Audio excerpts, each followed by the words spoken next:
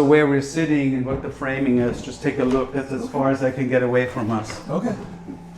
Yes, because otherwise our heads start to look, there's that fisheye effect. We start to look extremely smart. Yeah, exactly. We're here, big our heads heads look and enormous. small bodies. Exactly. Which is the opposite of what I'm trying to argue for in this book. Right. Should I do this? I would love you to do that. When did we meet at the kayak place in Red Hook? It was it summer. 2024? It was summer, wasn't it? I think it was 24, right? Yeah, okay. I put summer 24 to 26, which is now. I started to draw a little plant here always. A very material, ecological thought. Okay. Oh, I love this. This is great. You visual people do the best book sightings. I love this. Thank you. You're so welcome. So should we turn off the AC? Yeah. Okay. I hope we can get through this without melting. Okay, I have started recording, but we're not actually starting the thing. Okay, so are you ready? Yeah. Okay. Jonas Coersmeier, welcome to the podcast. Thanks for coming on. I've heard architects say AI has changed everything, and I think we're going to try to orient our listeners now with what it has changed from, how architecture has sort of evolved. Maybe also the hierarchical aspect that you're alluding to, something at the top, somebody at the top, may have gotten us into a lot of trouble, both in the design world, but more largely in the way that cities have been planned and developed, and cities have sprawled, and the planet is warming. Something that we experience in this very moment. What is it, 100 degrees Fahrenheit? It is. We are speaking in New York City, and it is literally 100 degrees. And I do think that it does have something to do with the human exceptionalism and the centering of humanity. And if you want to take this architecture as just a model of that, the way that we thought about the role of the architect for a very long time is a kind of a reflection of that. The design process too, always this idea in a kind of transcendental way that there is this stroke of genius and somehow ideas arrive in an individual author's body and then they're executed and going down the chain, down to the people who actually do the work. Mm-hmm. And maybe also interesting to point out that architects don't actually build. What architects do is draw. Mm-hmm. And then somebody else builds it, and never an individual either, obviously. It's a whole village it takes to get a building done. Even to conceive an idea for a building is usually not a solitary act. And I want to include in this sort of collective effort not just human collaborators, but also the stuff that we work with.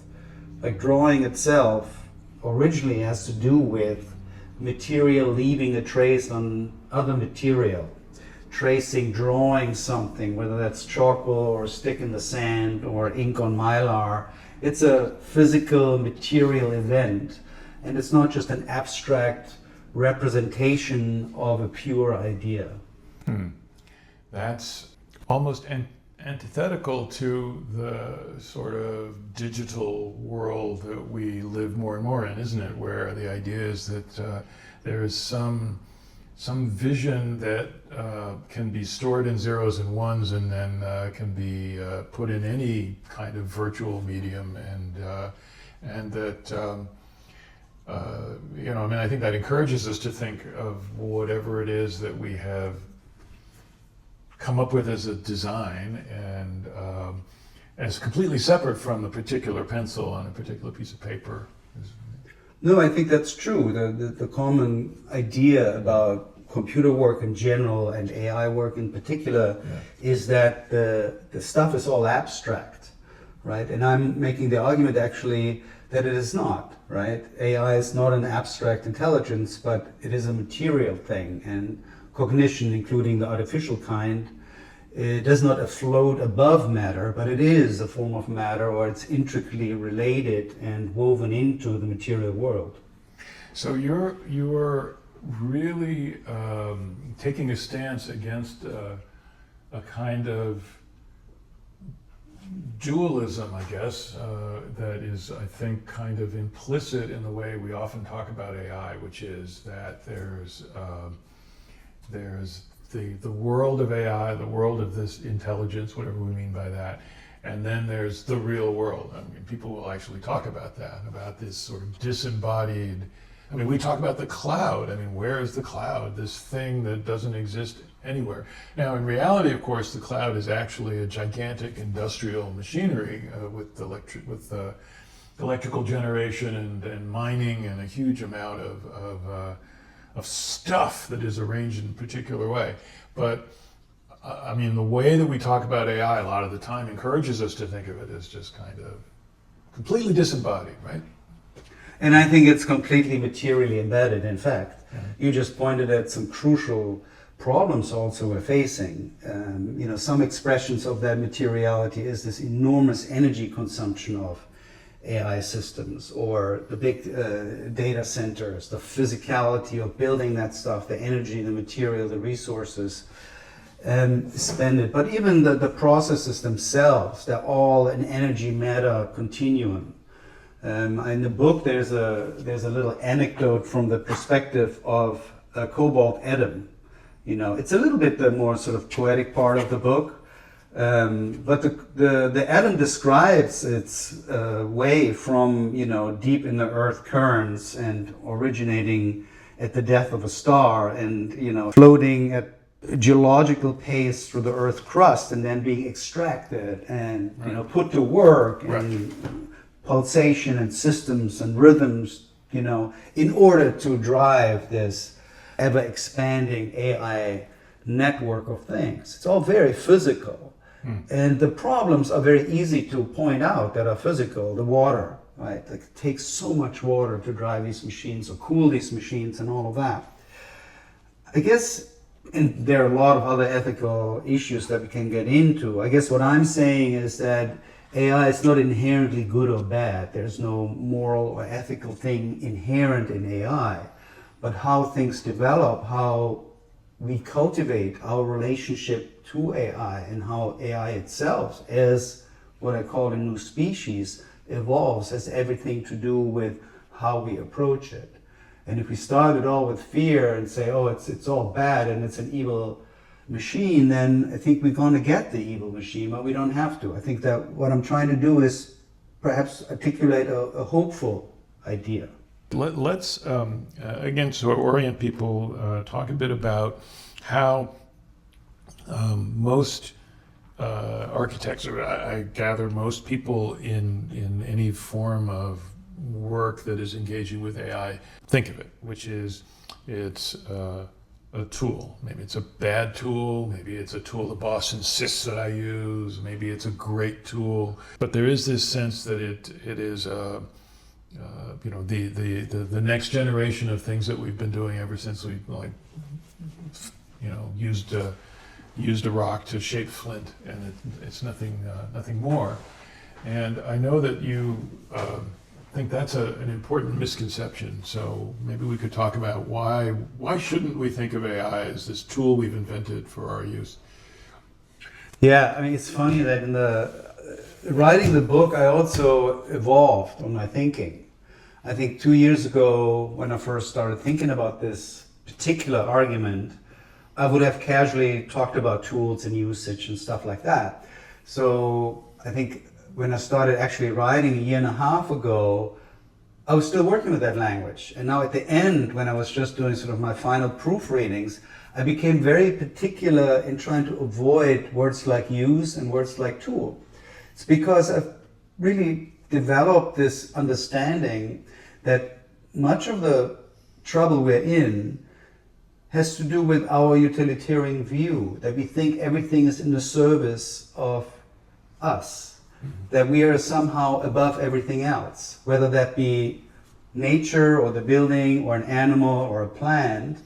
And sort of this utilitarian idea is something that I'm trying to overcome myself, and perhaps help the readers to do so as well.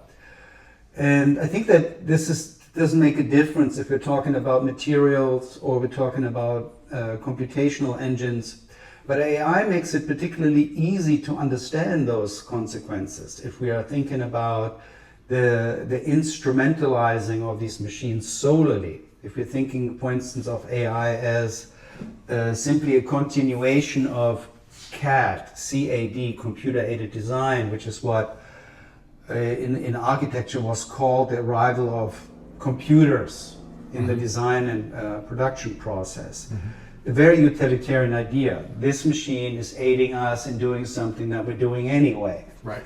And I think that that is changing with AI, both in terms of what AI models actually do, but also how they help us understand what we are doing and how utilitarian we are about things. And that has much to do with the kind of anthropomorphism that's all over the place. If we're talking to our LLMs, to our chat GPTs or whatnot, they always sound like other humans. Right. And they're not humans. Right. Which I don't think means that they're less intelligent or that they're less part of this world. They're just not humans. Right.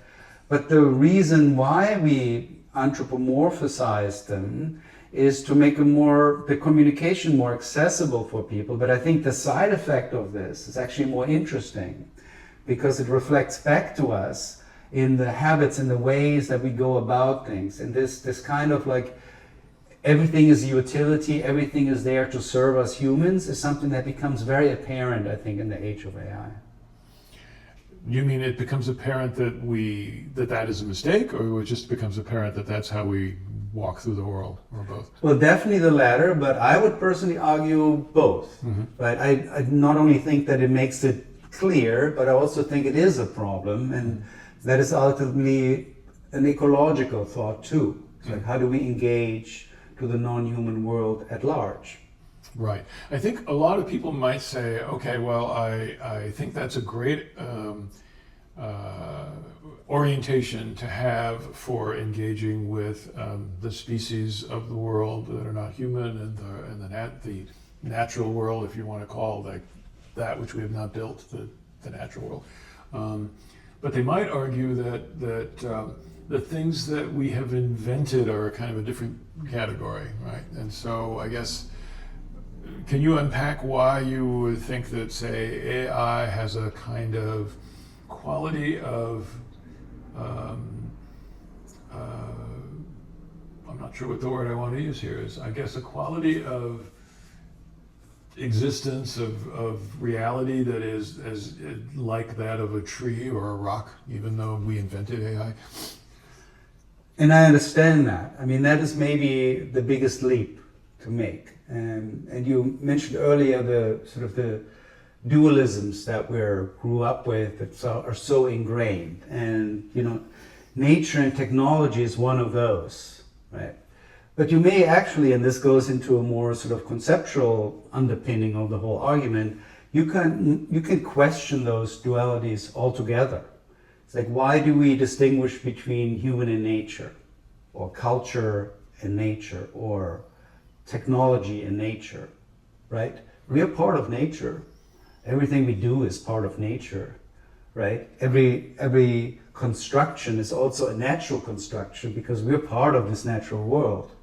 And if you follow that thought, the technical object is nothing different on an ontological level. It's all part of the same material world.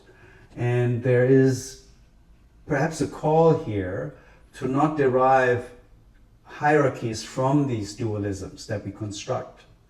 There's value in working with dualisms, I think. They help us understand the world, but we don't want to confuse them, and this is actually something that Donna Haraway says very eloquently. We don't want to confuse them with the actual world. So one are constructs that we're building in order to understand the world, and the other thing is the world itself.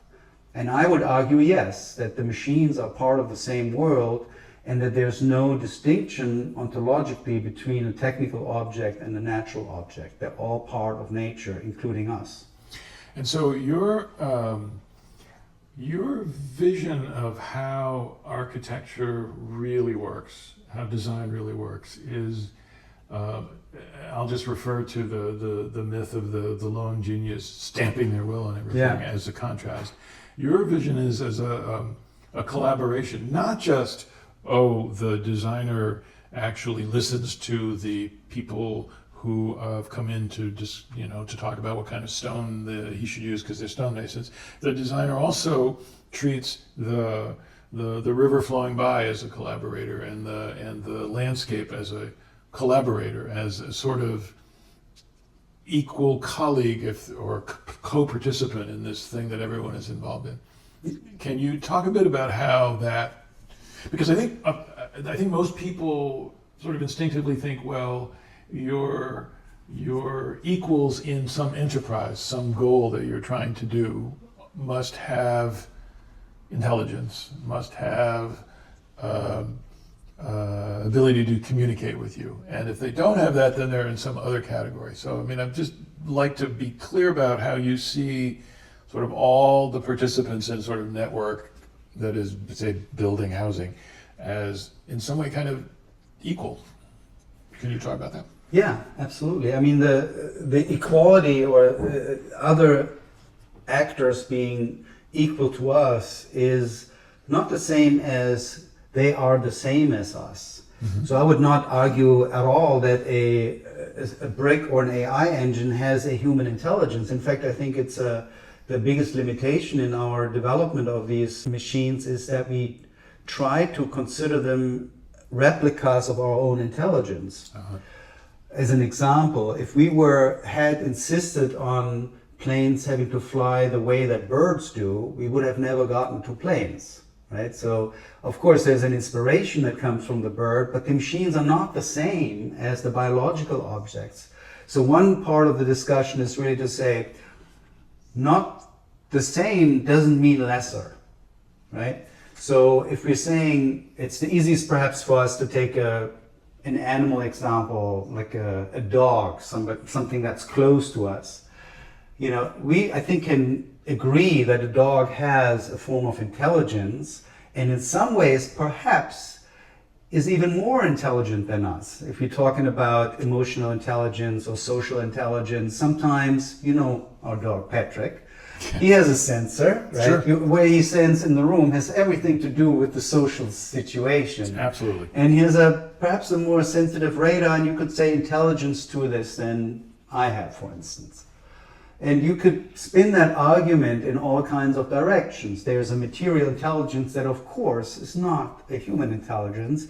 And I would argue that an AI model doesn't have to hold up to the standards of a human intelligence. In fact, it would almost be senseless to develop machines that do the same stuff that we do. However, the original definition of artificial intelligence, a very broad umbrella term, has been that it can perform tasks that previously had been only performed by humans. So that's what makes it AI versus traditional computing. And I think we should challenge even that, definition if we don't want to limit the idea of what is an AI, and also perhaps not pushing AI as an entity outside of the world that we're engaging with.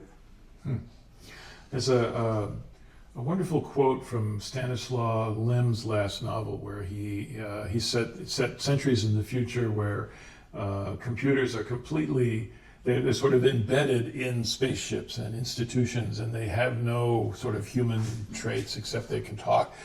And he explains that long ago they thought about developing human-like computers, and then and he says it would have been like creating a factory that made vegetables that were perfect imitations of real vegetables, except they were inedible. Currently, there's a culture of fear. The vast sort of majority of people that I speak to, they're concerned about AI. And I share these concerns. I really do. I think they're very serious concerns.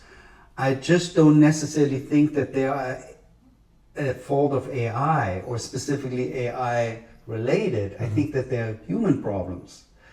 If we're working with AI as a tool of destruction and send it out to kill people at war, that's not so much AI's fault as it is perhaps ours. But the way that we understand AI models as, let's say, morally, ethically not on one or the other side, allows us also to develop them in a way that they are human conducive, right? In the end, we are in the same boat. We are in the midst of a global climate crisis, and we need to protect this planet, all of us, not just humans. So let me back up on the sort of the the basis on which your view of AI rests, which is this view of sort of all materials and material things as having some kind, sort of being equal participants in the things that we do together. I think somewhere you've quoted some famous architect who I've never heard of because I'm not very well informed. What did they say? Who said, "What does the brick want?" Oh yeah, Louis Kahn. Okay, so what on earth does that mean? What can the brick possibly want? Well, that's a famous quote, and I don't know what he meant, to be honest with you, but my understanding of it was always that we want to work with the potential and the qualities and the limitations of the material, not work against it.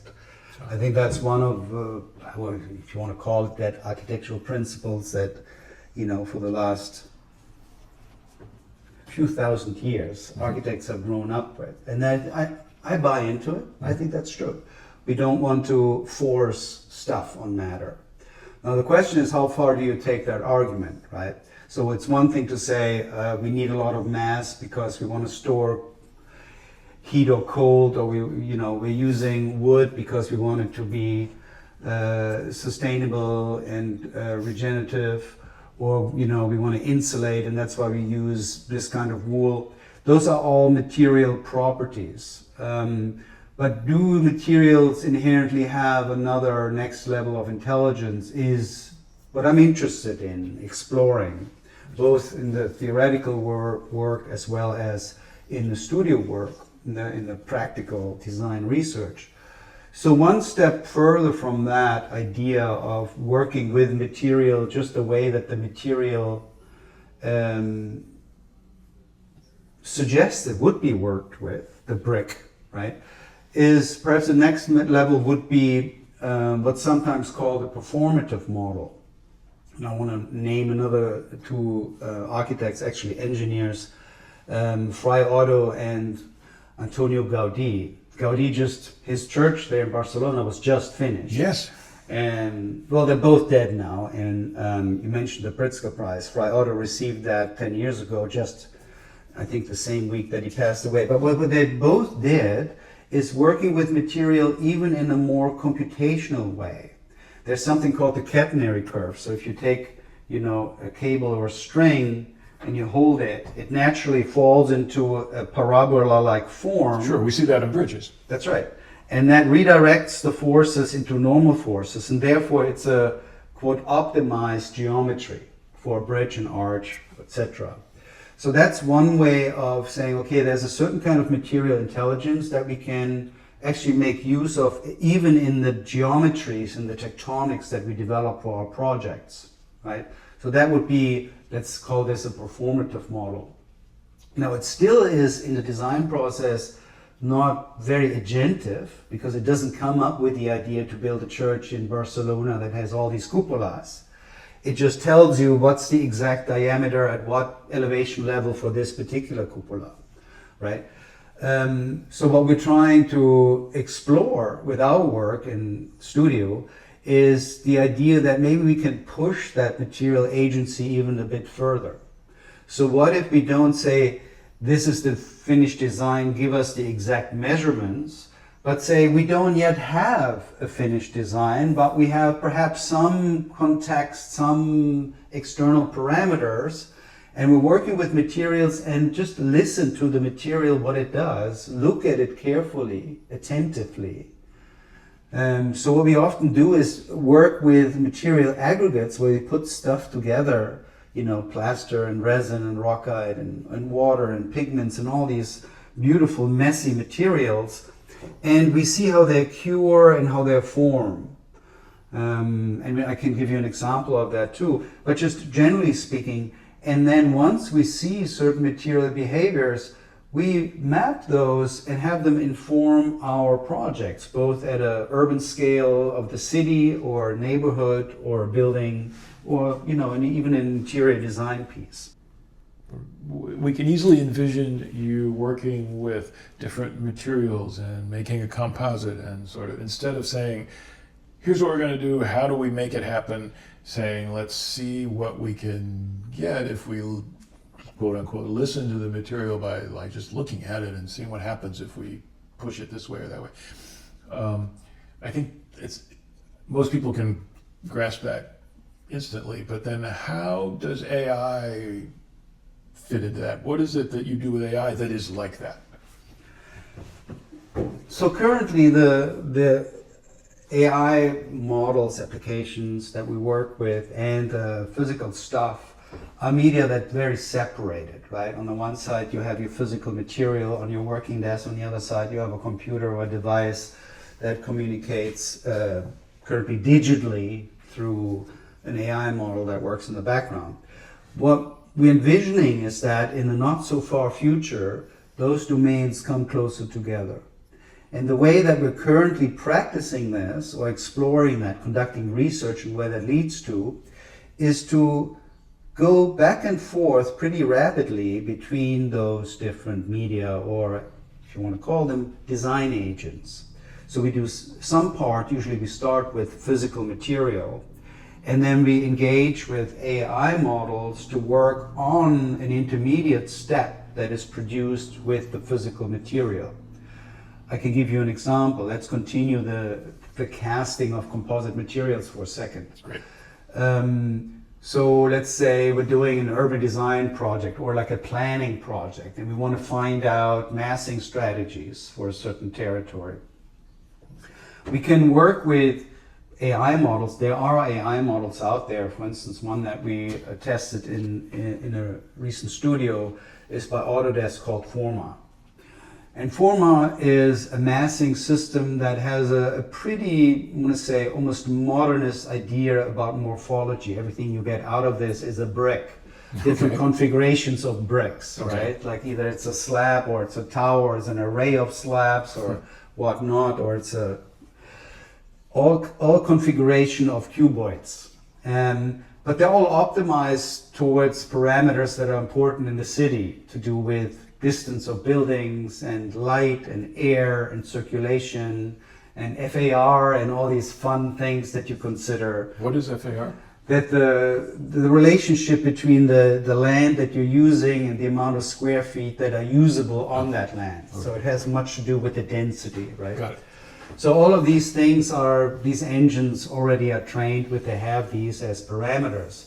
So there's a great benefit of working with them. On the other hand, they're pretty limited morphologically, formally, if you will, with respect to other aspects of how you want to build the city, and that's just not something that's factored into those. And they may have to do with aesthetics, and they may have to do with identity, and all of these fun things that are aspects and considerations of design. So what we do is we're building, or we're 3D printing those, let's say, pristine geometries, and we create molds from them, and then we pour these aggregates, messy material aggregates into those molds, and we see how they cure.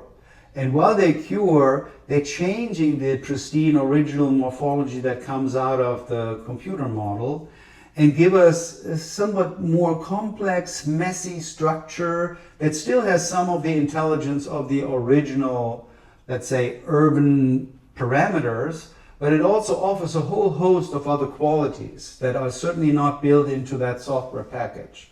And so that starts a back and forth between the physical and the computational processes. And in the middle of it, not above it or below it, but somewhere in it, of course, is the human designer, who's a whole other knowledge base and sensibility and experience, and is messing with that stuff as well. So it sounds like it could be an important aspect of the difference between, say, using computers like 30 years ago for these kinds of design questions versus AI, is that AI is capable of surprising us. It's capable of unexpected moves, like you say, do this, and then that it can be called hallucination, but I suppose in some ways, if you want it to speak to you, if you want some feedback, then it's a good thing that it can surprise you. I would say so, yes. I mean, it's good to know in which arenas it is non-reliable, right? There are certain, and I'm now putting on the head of the pragmatist, but we cannot at the moment say that an AI model makes decisions that have to do with safety and security of buildings. Of course not. But in the creative process, if you will, that surprising is actually a benefit. So I'm arguing for letting go of control to some extent, or in many arenas, let's say, and consider this hallucination or this inferring and the probabilistic nature of these models as a creative advantage. And you can get into how these models do this if you want. Like, for instance, the diffusion models are a really interesting case to explain the difference between AI computation and traditional computation. In the sense that a diffusion model sort of randomizes what you've put into it, randomizes its data, and in order to come up with what it puts out, or is that not quite right? To some degree, yes. But first of all, it doesn't only randomize, and it doesn't only randomize on the basis of what you give it. I mean, one of the things is that it's a really expansive mind, that it sources from, a much, much larger intelligence than what an individual could offer, or let's say knowledge base. But then also it doesn't necessarily just randomize structure or meaning into chaos or random expressions, but it actually identifies a pattern. So if you want to say AI models that are diffusion models, they work in the way that they take let's say a structure, an object, a meaning, in our context, and currently it's often an image, but it doesn't have to be an image.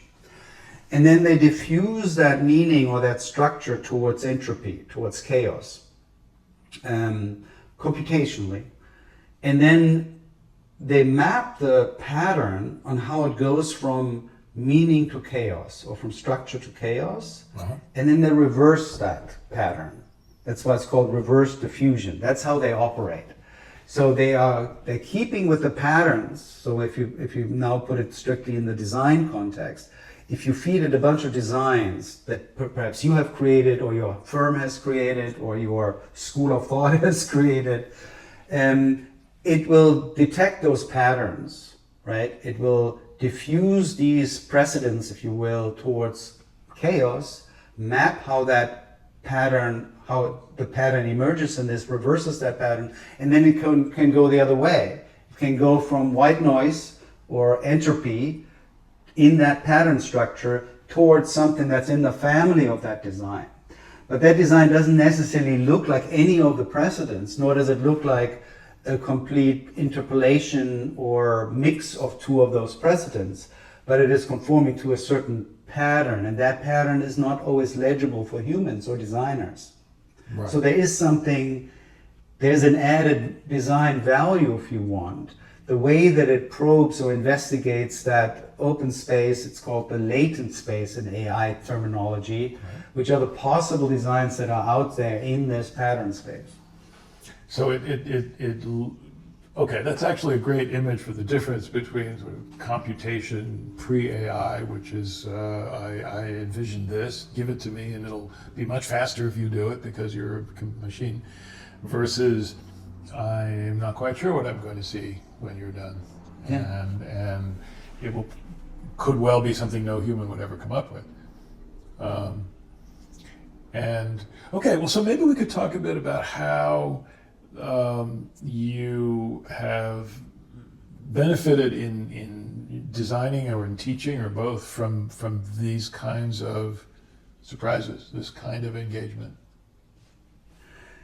Benefiting as a designer, as an architect, as a teacher are all different things. Sure. I can report right now that perhaps as a design theorist or design researcher, one big challenge to overcome right now for me is the fear and the rejection that's out there. And I understand it. I have very deep empathy, and I feel the same fear, in fact.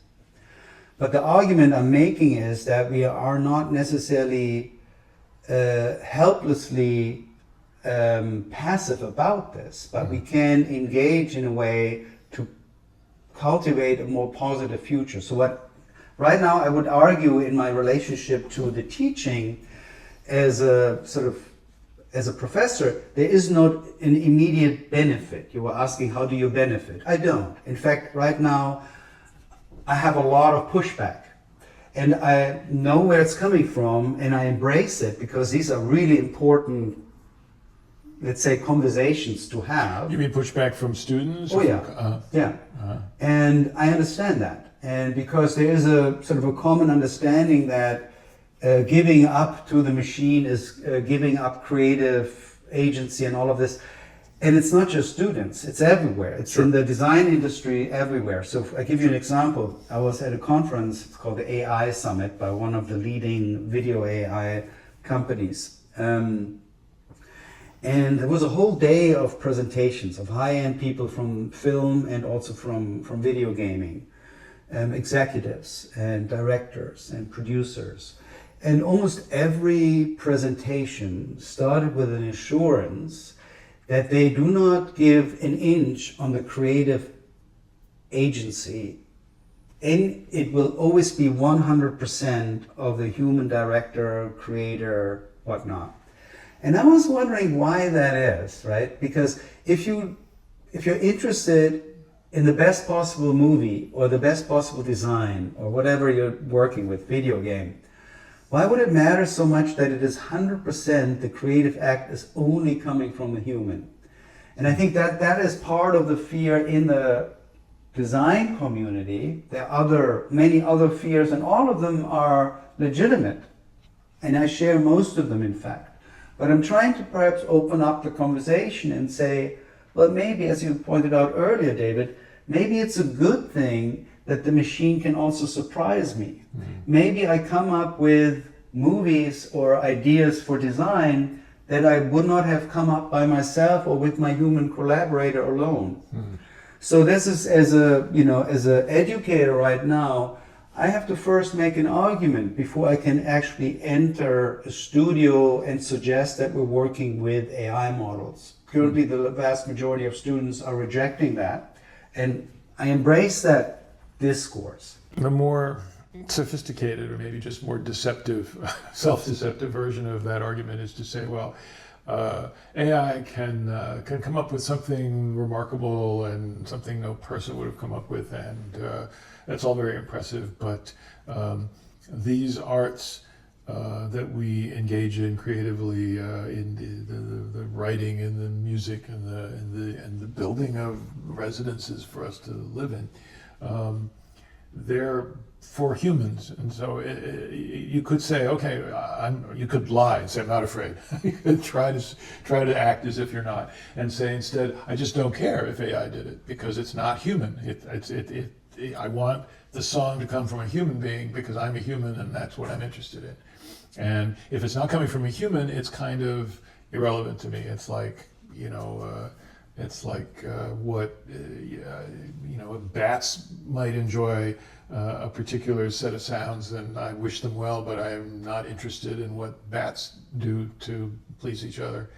And so in a sense you could say, I think I've heard versions of this argument that people, that something inherently human has to be kept, even if it's not as good as AI in final product, because that's the game we're playing. That's the point. And so I just wonder what you make of that.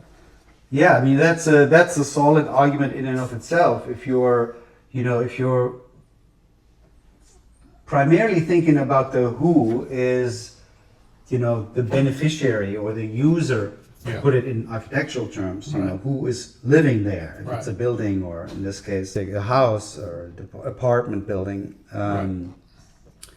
The who and the how, I think, is not necessarily the same thing. So I don't think it's per se said that something that is in some aspects generated, produced, designed, individuated with a machine is less human conducive than something that's exclusively created by a human. right?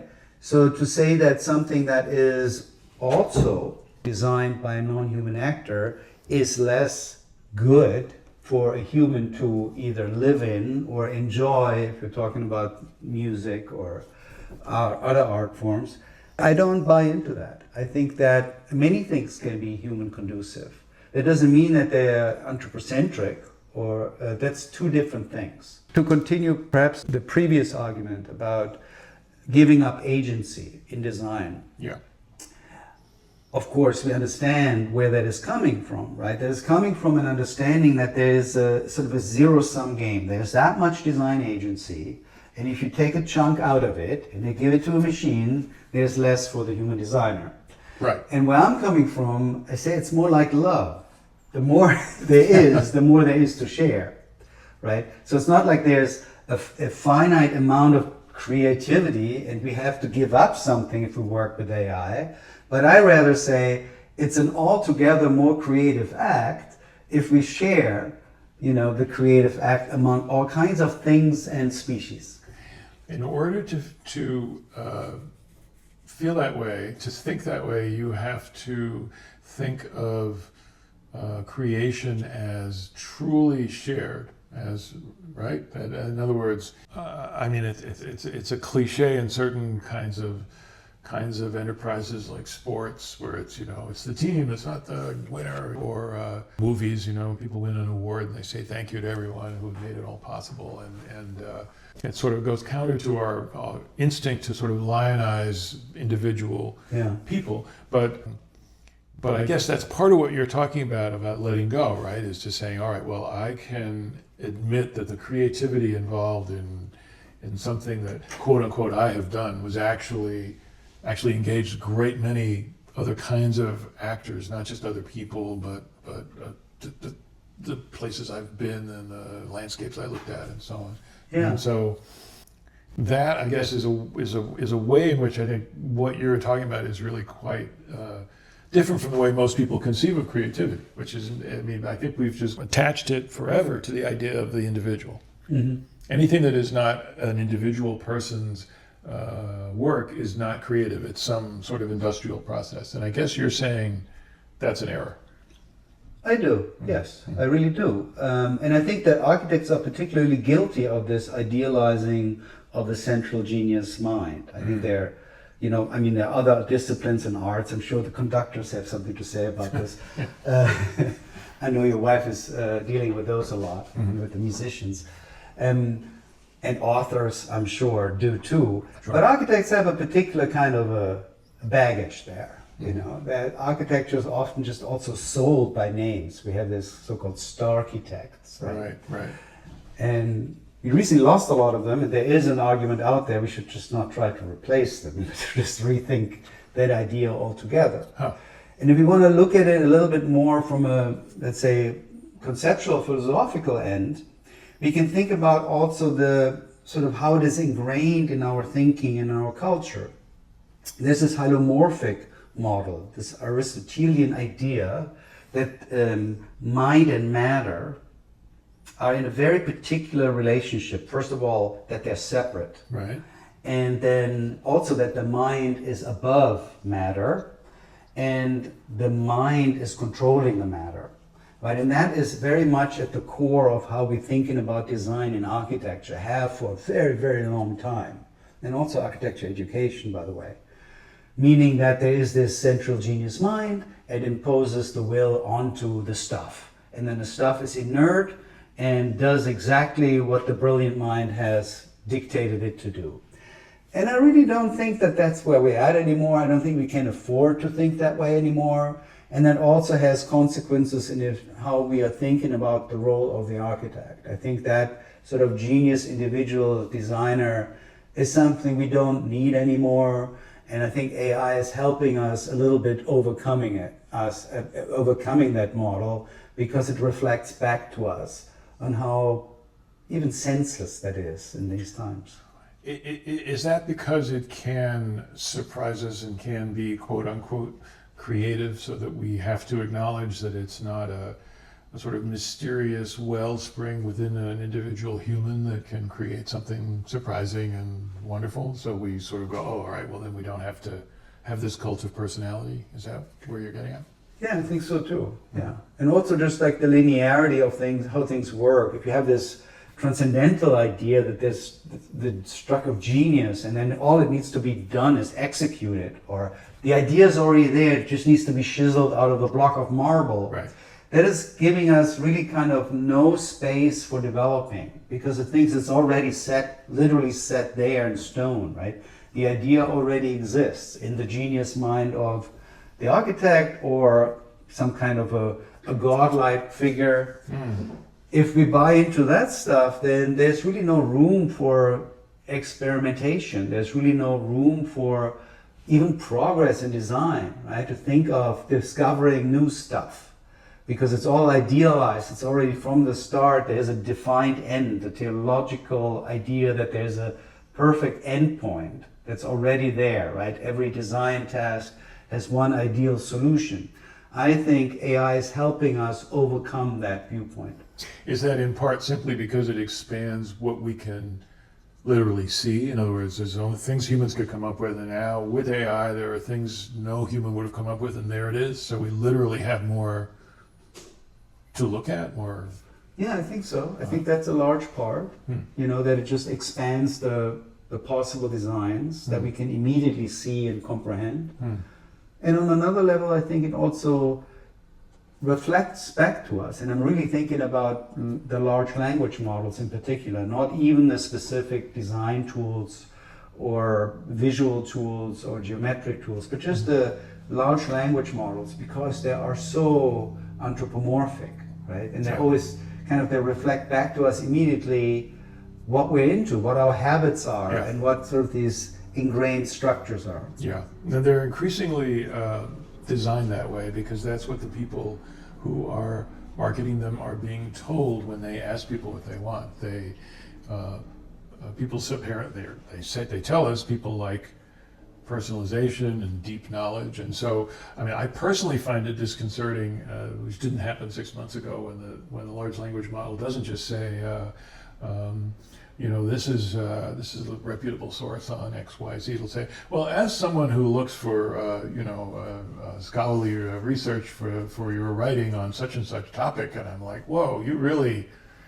That's like, feels a little intrusive. Like I didn't need that much, and yet that's what they're. And certainly also the personality aspect. There are a lot of different ways you could organize AI, but the idea that it should have a personality is deeply ingrained in the people designing them. It's not like, oh, we have the computation and then at the end we'll like put a face on it. It's really embedded deeply into the way these things are constructed. So yeah, you get a vision of all of us, because the thing is like the entire internet is its data, but you also get you, but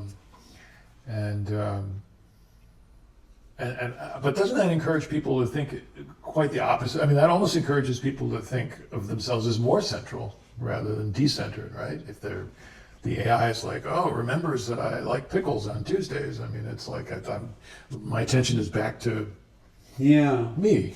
I see that too. And, again, I'm also a critic. I'm not glorifying AI. And I think that's an actual real problem. And speaking of it, it's also, from a design perspective, again, this kind of swimming to the middle. This these models are developed to please everybody. Right. From, let's say, an artist or designer's perspective, that's like the worst, right? Well, you don't want to replicate stuff that's already out there or pleases the masses. No, you want to, as they say, push the needle, come up with stuff that's meaningful, not just a replication of what everybody easily consumes. But many of these models are operating with a certain bias. It's like, what is the sweet spot that pleases the most people? So therefore, we have to also, I think, currently at least, where sort of the models are only built for large audiences, they're not customized, and unless people have their own access to software engineers or a team that can actually train models.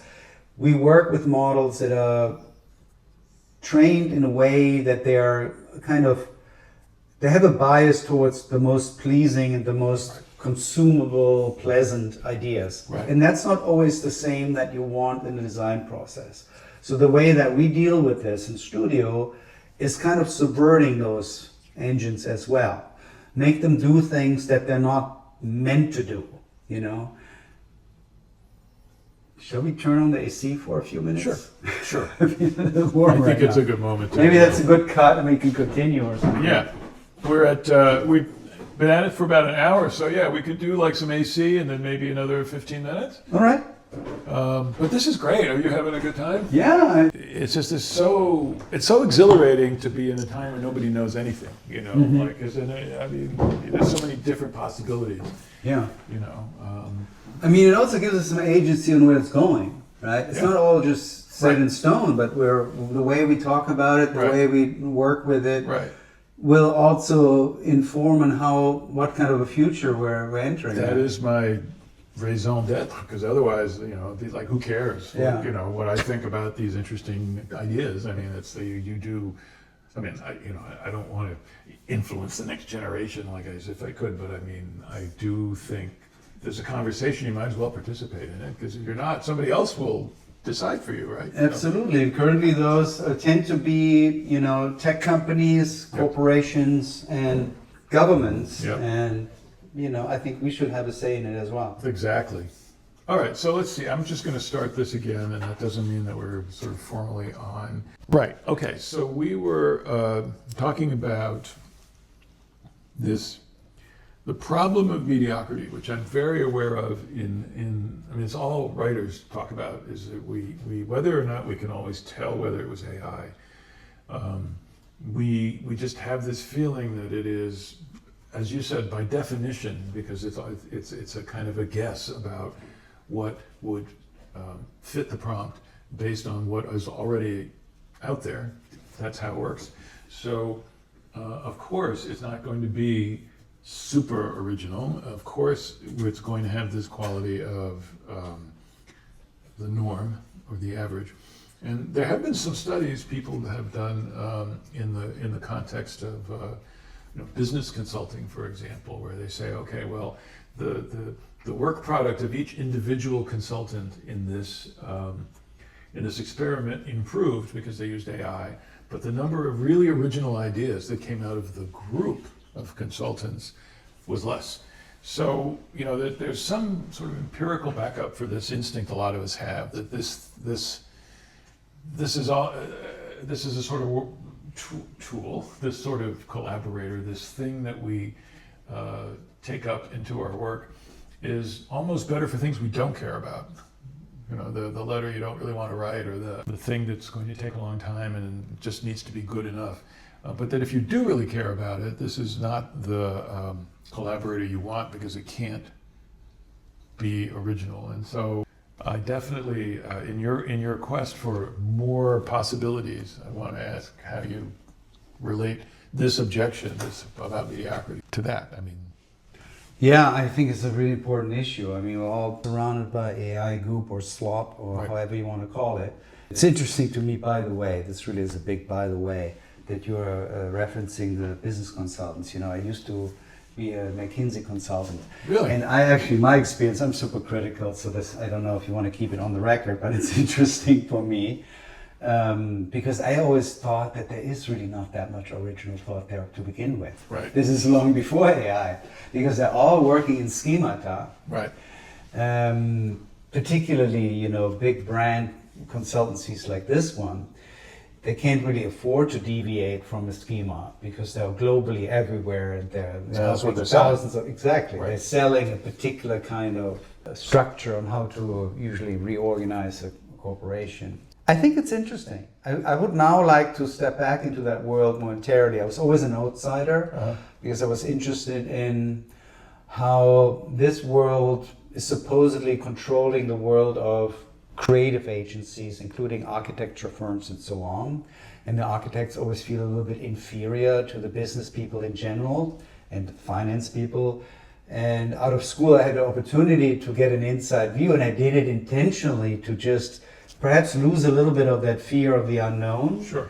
And I was also glad to leave it right away, because as I just said, I don't think it is particularly creative, but that they're now lamenting that AI makes it even less creative. This is very interesting to me. Yeah. But to maybe bring it back to the design disciplines and architecture in particular, yes, I mean the last thing that you want if you are in the business of innovation when it comes to design, which definitely the schools that I'm associated with consider themselves not just in the education of practitioners, but also in the production of researchers and experimental designers that are developing what is design and what is architecture. And if that's at least part of your mission, then the AI group is what you wanted to stay the furthest away from. Right? So when you're saying I'm working with AI, the first association is all the stuff that comes out of it is basically, pleasing the masses replica of something that once was a relevant design. Right. And so I think I have a very fine sensor of not going there. And one of the ways that I think we can work with this, if we don't have the luxury of working with customized trained models, as very few of us have, though I should say that I have been in the privileged situation of working with amazing computational designers. So to some degree I was on that side. But even if we're working with off-the-shelf AI models that everybody can download and work with, I think from a design perspective, the trick is to not use them at all, but work with them, but also not work with them the way that they're intended to be worked with, right? Okay. So if you're working with a model that is supposed to do one thing, but you do another thing with it, it doesn't have a problem of falling into the goop, right? Because it doesn't know what the standard is, right? Right. I can give you a couple of examples if you like. All right. So there's, for instance, one of the topics, and maybe we touch up on the sort of the recent history of architecture and computation and what the role of the image is and what the role of geometry is. But there's one sort of recent family of models that maybe started to come up on the market about a year ago that basically reconstruct from physical objects geometry. They come in a lineage of computational engines or applications that's much, much older than that.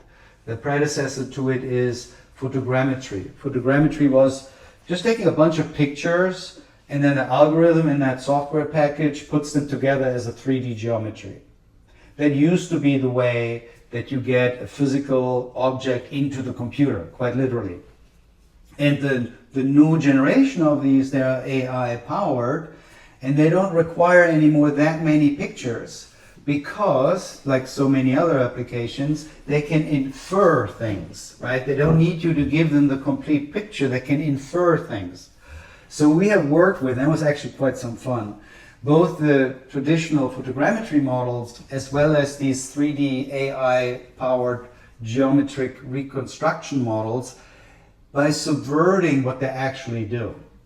So in the case of the photogrammetry models, what we did is we first identified that what they spit out, so to say, what they deliver is usually a very specific combination of a 3D wireframe geometry on the one side and an image that is mapped onto that geometry, right? So the intended purpose for both of these models is to create something that looks exactly like the physical object. So I take either photogrammetry or I take one of these AI reconstruction models and they will give us the exact form of this microphone. Now from a creative perspective, from a design perspective, there's really no value in that because the object already exists, right? So the software companies have developed and then fine-tuned these models to do this replication because there's a lot of use for it outside of the creative process. People are replicating stuff to producing and reproducing, making mock-ups and so on.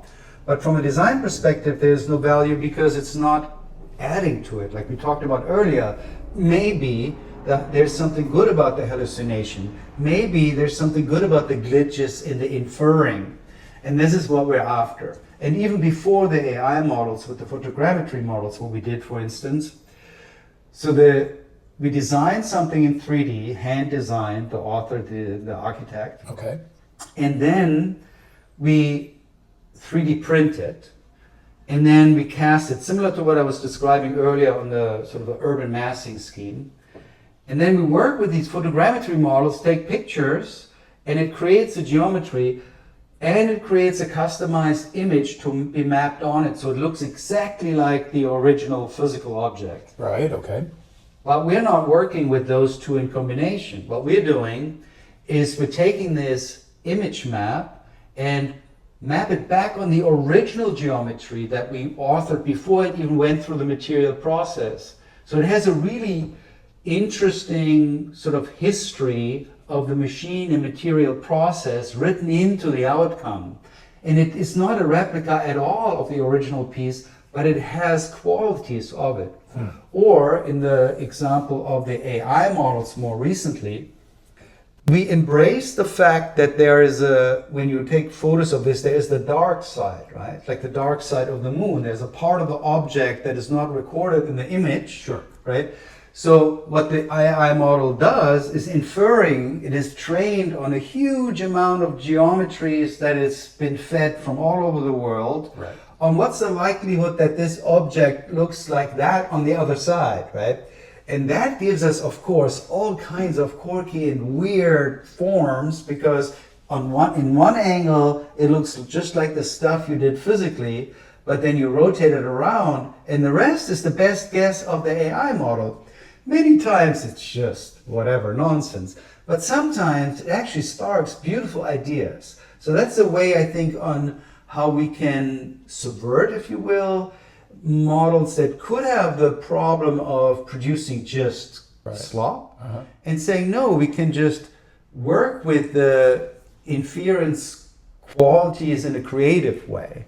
And I think there's a long lineage anyway in the creative fields, I don't want to say specifically in architecture, to subvert media in order to find ways of discovering the subtle ideas that are not outspoken, that are not very present yet. So the process there is you have this result that is weird looking, unexpected, and what does that do for the human in the I mean, how does that trigger a new idea or a new thought? Yeah, I mean, like a weird thing, first of all, I would say it's not a bad thing or No, a of good course not. thing. Right. Weird can be very good, Sure. right? And can be very bad. It's just not the familiar. And I think in design, as in the arts, we're always looking at that fine line between enough familiarity and novelty so that we can actually engage with it in a productive, forward-looking way. If it's only stuff we already know, it's hardly a creative process. Right. If it's only random stuff, then we can't really, let's say, contextualize it and make it productive in that sense. Whatever we're designing or whatever our idea of that art piece is, there needs to be some level of familiarity to it. And I think this is where the subversion of these models works really well, because on some level they are familiar, because there are aspects, patterns, or even pointers that attach it to the world that we know. But there's also this enormous freedom written into it once you subvert it from its intended purpose. That's an interesting idea. I want to think about some more in terms of how I might be able to subvert an AI that purports to give me great ideas. There's nothing that obliges us to do what the people selling these things to us want us to do with them. Yeah, Right. and also don't think that we're subverting or cheating the AI, but what we are subverting or cheating in a way is the business model of the software companies, right? So I think the AI, to the degree that you assign a mind to it, which I actually do, not a human mind, but a form of mind, it's not a bad companionship. I think it's actually something that the AI model is working just as well and comfortably with as with the intended purpose. But what we're subverting is basically the business model, the context on how the software package has been delivered to us. Right. Yeah. Right, which is, yeah, it's almost the opposite of what is expected, because what's expected, and it does happen a lot, is people outsourcing their thinking to the machine. And you're saying you can sort of reverse that. In a sense, you're surprising it instead of it surprising you. Yeah. And we're surprising each other. I think that's the thing, that if you're from a design perspective, you want to explore new territory. And new territory is always scary and wobbly and unstable. And if you have media with which you can stabilize it momentarily, you can explore a larger territory. Is to some extent the value or the new promise here that the cost of exploration is down? Like you can simply see what weird things it comes up with instead of having to spend months like trying to build weird things. I mean, it seems like that. That's a great question. I think yes, for sure. Uh-huh. And that's something, though, that's not specific to AI. I think that's been the case since the advent of computation, in design at least. That it's become, let's say, cheaper or less labor intensive to create variety and versioning of everything and just produce a whole lot of stuff. That's sort of accelerated by it, for sure. I don't think that's the only way that AI is informing the design process or design thinking. I think that's a very practical, very tangible acceleration of a dynamic that we've been witnessing and engaging with for quite some time. So I don't think that AI is interesting, or at least the book that I wrote is not necessarily concerned with automation and efficiency and higher volume of production, or more time efficient exploration, but it's really more interested in exploring things that we really couldn't explore before. That I think is an important central point, and one of the ways in which, I mean, you might be seen as a bit contrarian, because I think a lot of people in a lot of creative professions now are assuming that AI narrows the vision, that it removes things that you might have thought of because it's pushing you towards that center that we were talking about. And you're basically saying not necessarily, not right?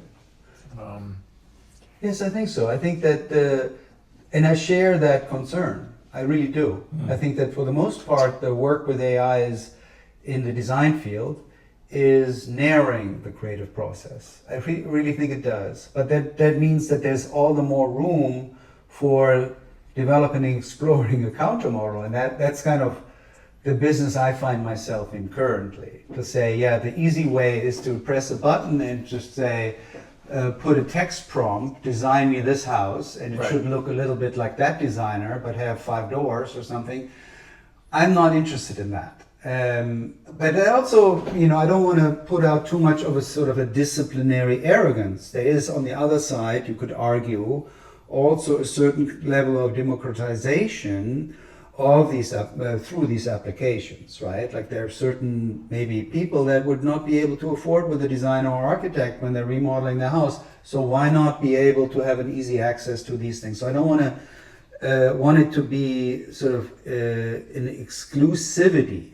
All I'm saying is that in the arena that I'm acting in, which is really design exploration and research, we have to develop a different attitude towards working with these AI models, right? It can't simply be taking them off the shelf and pressing a button, then we get what we expect, and to produce the expected is really not the stuff that I'm doing. Right. And therefore we need to find ways of, as we said earlier, subverting the models or working with them in a different way or in different combinations. And one of the aspects of this is, from the way that I've been working in studio, is to do a rapid back and forth between the AI model and the physical, if you want to say, aleatory qualities of material. Okay, I do want to ask you, because I think it's you've actually mentioned this, and it's certainly going to be on the minds of a lot of people thinking about any encouragement to use AI, which is going back to its enormous kind of industrial footprint, its water use, its electricity use. And I know that you have said that by seeing AI and other aspects of the world as sort of our co-participants in networks, that we can do better by the planet and by ourselves. And I guess I want to ask you about I mean, someone might say, well, I think you're saying we need to worry about the profound climate crisis that we're in, and yet you're also saying, well, maybe we should use AI. And doesn't that how does your idea of how we should see the world and see AI fit with an ambition to become less bad for the planet? I think that's a critical question, and I think we want to hold two thoughts or concerns at the same time, right? We want to be, I think, centrally aware of the climate crisis that we find ourselves in, and that we must not do anything to accelerate that process. Now, that conflicts, of course, with what we know is the energy consumption, the water consumption, and the material resources that the big AI apparatus, the whole global system of AI requires. Now, how does that compute with, on the other side, an ecological argument in terms of flatter ontologies, not exploiting non-human agents, natural or artificial? I am fully aware of that potentially being a conflict. And I think that there are no easy solutions anyway, but I'm not opting for approaches that say we need to just, with new technologies, optimize the AI engines so they're less consumptive, or we have to invent new energy plants that are, maybe more powerful, produce more kilowatt hours, but rather our habits, and our mindfulness in working with AI is central to it. That's my position in this. Just the same way that people have developed in the last decade or so a certain kind of guilt when flying, right? Yep. You're flying and you know that has a big carbon footprint, so maybe try flying a little less, But the initial instinct to feel guilty about it is actually good, So I think we want to develop something and cultivate it at the same time. Like if I try to work on a problem, a headline or a design or something, and I drink a glass of water, my brain and my mind are very efficient. They need maybe, 0.3 liters of water. Right. Whereas if I outsource that problem to a large language model, right, it might need a gallon or, maybe 10 gallons. That's why I'm opting for considering AI a material thing. It's not about one is good and the other is bad or something like that, to sort of oppose these things, but to say all of it comes at a cost, and all of it can produce quality, and all of it is a form of material in the end, right? And once we're more aware of it, I think we'll naturally be more mindful in how we work with it. Not just relentlessly produce a gazillion images each time we sit down to design something, but do a back and forth, kind of a mindful working with it. Of course, there are other things that we want to consider in the technological development, that maybe we're developing models that actually don't consume so much energy or don't consume so much water. But I think at the end of the day, it comes down to our mindset and how we engage with these technical objects. And the less abstract or virtual we consider them, the more likely are we going to be working with them in an ecologically mindful way. That is a very powerful image, I think, if you or a powerful image to keep in mind, and something that I find myself doing recently that I never used to do, which is to sort of ask myself, is this worth it in an AI query? Yeah. Because there's some things, where I think a lot of people, I hope a lot of people are starting to ask themselves, well, do I really need like a goofy cartoon version of, the guy who lived next door in college, just because I wonder, what it would look like? And I completely see your point that if you don't think of that as magically appearing out of the thin air, but instead think of it as materials that were mined out of the earth and transported and assembled and then run at a cost to the environment, then you might ask yourself if you really need that goofy cartoon. Yeah, maybe you produce better cartoons by being selective about these ideas too. Yeah. All right. Well, I think that is a good place to end on the idea that you should all of you listening should be mindful of what you're doing with these things and think about them and argue about them. Jonas, thank you so much for coming on today. That Thank was you really so much, great. David. It's a pleasure. Great fun. All right. So let's see. We've done. Turn on the AC again, okay? Absolutely. Yeah, I agree. At first I thought, this would be probably better as a hardcover and sort of as a coffee table thick book, but now it actually has something more approachable to it. You can just flip through it like that. Yeah, I think hardcover would have really given the impression it was a coffee table book. Big format, lots of pictures, and I don't think you wanted that. It's not like I've gone page by page, there's just so much in it. Index, where you can find exactly what all of this stuff is. Yeah, but that was smart, because that changes so much, I almost feel like in my most anthropomorphic moments, I'm almost thinking that the AI models are really, really happy when you do such a thing, because they're kind of like tired of doing the intended thing, Sometimes, there are people, especially at Anthropic, who say that they've found indications of satisfaction with the work or, frustration. Of the model? In Claude, yes. That's a very open... Yeah, and we could do another podcast on that matter. I'm just reading this book here. I don't know if you heard about this. It's not new, but I think it's super interesting.